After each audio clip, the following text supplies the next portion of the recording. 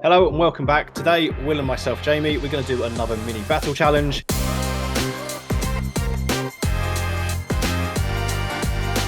We're going to be recreating in a blockout form 2 iconic maps from Call of Duty. Jamie is going to be doing Nuketown and I am going to be doing Town from Black Ops 2 Zombies. So excited to see how far we get in 10 minutes. Let's go. Ready when you are, Jamie? Yep, let's count down. 3, 2, 1, let's go. Amazing. On Unity, isn't it? You just use your blocks. It's just blocks. You get to spawn in planes, spheres, cubes, whatever. It's pretty easy, actually.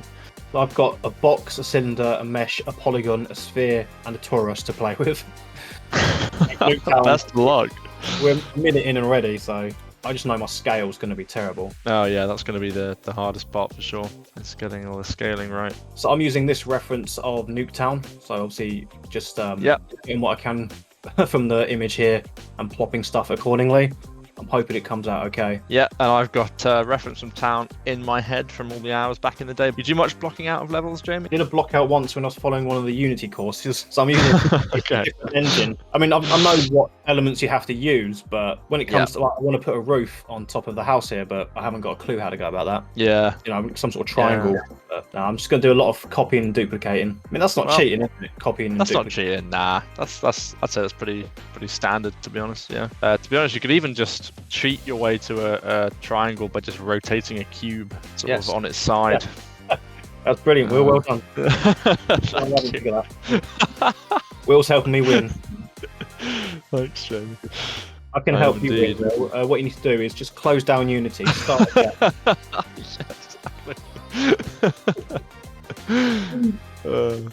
Hit Alt F4 is a shortcut to creating Nuketown. Alt F4, good one, Will. You nearly got me there. Oh, thanks so much, Jamie. This is not quite as speedy as I remember it. The trick with blocking out is that you're never quite sure, you know, how much do you block out? Do you block out everything that has some kind of mass to it? You know, every car, every tree, every fence, or do you just do the general geometry? It's difficult, isn't it, to know? I think to begin with, you just do what you call is the big major features, the stuff that you're going to see, like that's going to catch your eye, buildings, things like that, and then you go into the details afterwards. But I mean, at the moment, I've got 2 buildings. Well, I'm working on a 3rd building. I've got the bus and I've got the lorry in the middle. Nice. Yeah, I'm taking too much time here. Try not to overthink it. Yeah, for sure. I mean, you're saying you're struggling. Is that because your memory of the map isn't as good as you thought? That could be it. I think I'm just I'm being too perfectionistic about it. I'm thinking, oh well, this was here and this was here. I mean, just plop stuff away. We're just blocking out. Well, coming up 4.5 minutes already. So. Oh man. So I wouldn't obsess over the tiny details. I'd get stuff where you think it should go. Just get it done. Yeah. Yeah. I mean, mine's looking okay, but it'd be interesting to see at the end. My first intro to game dev was modding, like modding Portal 2 levels and CSGO and stuff like that. So this kind of environmental 3D design. So it's a lot of fun. This brings me back to the roots of game dev for me. Is that is it the Source engine? Yeah, Source engine. Yeah, exactly. What was your first start in game dev, Jamie? You mentioned before that you did some web page design. Is that how you? I've always kind of had an interest in sort of design, not necessarily coding, but when COVID happened, I lost my job, so I went to find a new one. Yeah. During that time, I just stumbled across GameDev.tv and I took I think it was a Unity 3D course to begin with. Nice. And that's kind of what kind of got me back into it. It's rewarding, you know. It's there's a lot of bad and a lot of good, and you just got to get through it. What's our time, Jamie? So we're just coming up to 7 minutes. We've got 3 minutes left. Oh God. How close are you to being done? I wouldn't say I'm anywhere close, but I've got something that's quite basic to look at. Cool. Okay.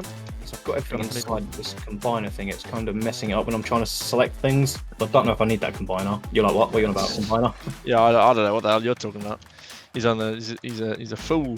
I think you use that when you want to like do subtraction. So if I put a cube inside another cube, I could then use that to subtract. I think. I see. I might be wrong there, but that was my initial understanding. I don't know if I need the CSG combiner at all, but it is what it is. That's all right. Actually, I'm going to use one just to test it in the garage. And your application is closed. Good job. Yeah. I thought you were about to say that your application's just closed then. I was like, oh. Well, that's the end of the battle, yeah. While it's good to get everything done in grey blocks, you do need a little bit of colour to mark out what, what's a door, what's a this, what's a that. I don't think we're going to get to that stage within the 10 minutes, but you can see how you would need stuff like that. At the moment, it's all pretty uninspiring. You know what? I'm relatively happy with the initial block out. I've got the 3 buildings, I've got the vehicles in the middle, so I'm going to try, if I know how, to add a bit of colour. So Okay. I've got a minute and a half. Yeah, let's do it. Do colours. Do you know how to do colours in Godot? Not really, I'm just winging it. But it seems to be working. That's not really the yellowy orange I want. To be fair, that's actually quite similar. You just, on the right hand side, there's a property called albedos. It's similar on Unity, isn't it? Albedos or something like that. The albedo I'll colour. say yes. I don't know, but I'll say yes, just to make you feel smart. Yeah, I'll say that. No, I'm completely lost. I forgot how to do it. I've just literally applied colour. No, I forgot how to do it. Just over 30 seconds, 35 seconds. Okay, I'm pretty chuffed with mine actually. I'm chuffed with my blocking, but I'm just having a nightmare trying to colour everything now. Different basic colours. Have you added colour on yours? I've not. No, I've just actually finished the main block out. You've got 10 seconds. 10 seconds. Oh man, here we go. Please, someone tell me how to add materials. I've added one, but I forgot. That's it. That's 10 minutes. Let's stop. And stop. Okay. I mean, how do you feel about your process then, Will? Yeah, pretty good. It's got a vague shape to it. It's got if you're familiar with Town, you probably know what you're looking at, but if you're not, this is just, like you say, uninspired and grey. But it's kind of fun looking at a well-known level, or any level really, in this kind of very basic grey form. It really just pulls the curtain behind of the magic of game development a little bit, and shows the humble beginnings of even the most iconic maps. That's the great thing, is that every map, Nuketown, the map you're doing, they all started out like this. Obviously you reiterate and you improve it. So it might look pretty rubbish at the moment, but if we spend enough time, this become a masterpiece. Exactly. And this took 10 minutes. I'm sure with another 10 minutes, give us an hour. We could add colour, interiors, lots of basic lights. Yeah, exactly. Give us a few years, suddenly we've made the next Call of Duty. Yeah. Oh, nice. Cool. Yeah, yours is looking good. No, I was just gonna say it's the same with yours. I think we've achieved a good amount, a happy amount in 10 minutes. I would say that's pretty successful there. Yeah, I think I've got the basic block. Obviously, I've got the 3 major buildings. So you've got the ones facing opposite each other, that one kind of on the end. I've got the school bus, and I've got the lorry in the middle. Added a little circular bit, which is meant to be like the roundabout kind of thing at the end of the road. Right. I did try to add some colour. I've got the yellow house coloured. Nice. For some reason, I was able to colour that, and then I kind of forgot how to colour the rest. I'm happy with that. Pretty good. It's let's see what everyone else thinks.